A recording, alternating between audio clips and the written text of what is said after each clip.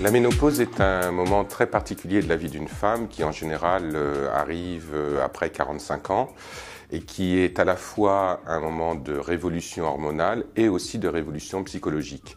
Puisque la ménopause, elle va se mettre en place par des sensations qui vont arriver.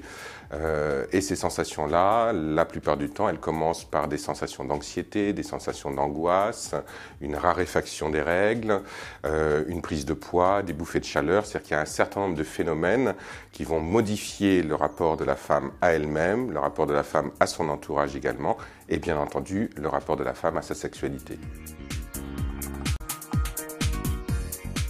Il n'y a pas de facteur génétique particulier pour l'arrivée de la ménopause. Par contre, on a remarqué que lorsqu'une femme a une ménopause qui arrive relativement jeune, ça a été le cas pour sa mère et pour sa grand-mère. Donc il y a une filiation génétique au niveau de la ménopause, mais on ne peut pas dire qu'il y a un gène de la ménopause en tant que tel. Mais c'est vrai que dans l'histoire d'une femme et dans l'histoire de cette femme avec sa ménopause, on va retrouver des incidences qui sont en lien avec ce que sa mère a vécu et souvent ce que sa grand-mère a vécu elle-même. Les premiers symptômes qui peuvent alerter effectivement, ce sont surtout ces moments très particuliers qui sont liés aux bouffées de chaleur la plupart du temps, mais qui sont aussi des moments d'irritabilité, des moments d'angoisse, des moments d'anxiété. Et lorsque ça arrive, en général, ça laisse entendre que la ménopause est en train de s'installer. Et par rapport à la ménopause, on a coutume aussi de dire qu'il y a la ménopause en tant que telle, mais aussi la préménopause, qui est un moment très particulier où là, il y a des montées de ménopause qui s'arrêtent, qui reviennent.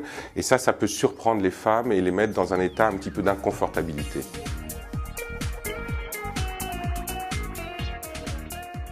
Lorsqu'une femme ressent les premiers moments de la ménopause, la première personne à qui naturellement il faut en parler, c'est la gynécologue.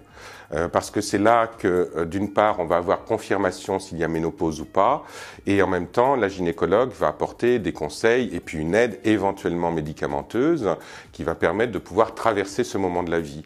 Et par rapport à tout ce qui est de l'ordre des désordres psychologiques, là, c'est plutôt le psychothérapeute à qui on va s'adresser.